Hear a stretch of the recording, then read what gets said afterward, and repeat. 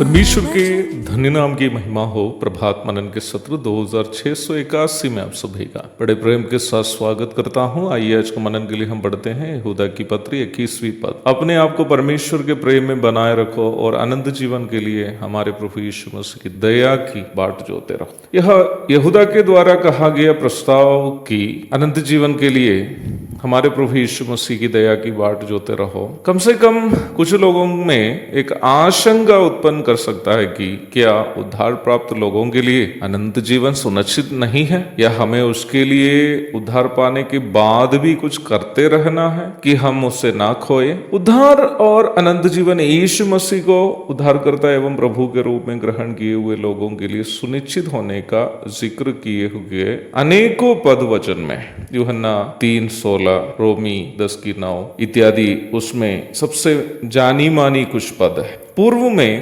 अनेकों बार निम्न विषय की चर्चा हम किए हुए होने के कारण पुनः उसकी चर्चा मैं करना नहीं चाहता। यदि ऐसी बात है तो यहूदा यह क्यों बताया है कि अनंत जीवन के लिए हमारे प्रभु यीशु मसीह की दया की बाट जोते रहो। हमें अवश्य ये बात जाननी है कि बाइबल में बताया गया अनंत जीवन केवल नरक से बच करके स्वर्ग पहुंचना नहीं है, या धरती पार करके स्वर्ग में जाना नहीं है। बाइबल के अंतिम पुस्तक प्रकाशित वाक्य में हम इसे परमेश्वर के साथ अनंतकाल उसे नई धरती और नया आकाश में जीने को कहता। जैसे कि पूर्व के एक मनन में मैं कहा था, अनंतता अथवा इटर्निटी एक समय रहित क्षेत्र होगा और वहां हम प्रभु के साथ अनंतकाल राज करने जा रहे हैं। प्रकाशित वाक्य 22:5 वचन में विश्वासियों को देने के लिए वादा किए गए विभिन्न मुकुट एवं अन्य पुरस्कार उस अनंतकालीन पुण्य भूमि में, जिसकी राजधानी नया यरूशलेम होगा,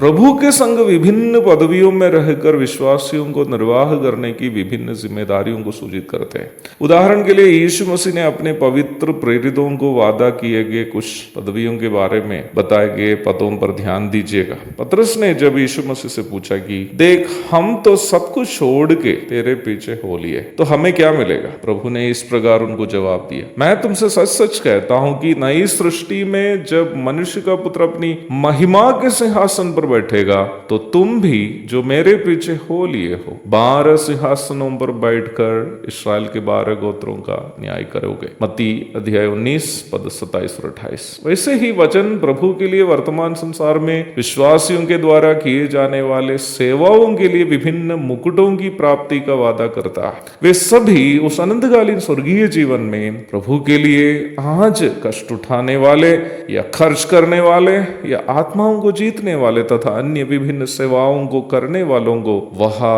मिलने वाले विभिन्न पदवियों को ही सूचित करते हैं। मैं हमेशा कटिहार की कलीसिया में इस प्रकार कहता हूं, यदि आपका उद्धार हुआ हो तो इस बात की चिंता नहीं करनी चाहिए कि स्वर्ग में आप जाएंगे कि नहीं, परंतु विश्वासियों को इस बात की चिंता करनी चाहिए कि उस अनंतकालीन स्वर्गीय जीवन में हमें प्रभु से मिलने वाला पद क्या हम वहां एक भिखारी का जीवन बिताने जा रहे हैं या प्रभु के संग राज करने। प्रेरित यूहन्ना कहता है, और जो कोई उस पर यह आशा रखता है वह अपने आप को वैसा ही पवित्र करता है जैसा वो पवित्र है। पहला यूहन्ना 3:3। नबी दानियल कहता है, जो भूमि के नीचे सोए रहेंगे उनमें से बहुत से लोग जाग उठेंगे, कितने तो सदा के जीवन के लिए और कितने अपनी नामधाराई और सदा तक अत्यंत घिनौने ठहरने के लिए। तब सिखाने वालों की चमक आकाश मंडल की सी होगी और जो बहुतों को धर्मी बनाते हैं वे सर्वदा तारों के समान प्रकाशमान रहेंगे। दानियल 12:2-3। प्यारो, जब यहूदा कहता कि आनंद जीवन के लिए हमारे प्रभु यीशु मसीह की दया की बाट जोते रहो, वो ये आह्वान दे रहा है कि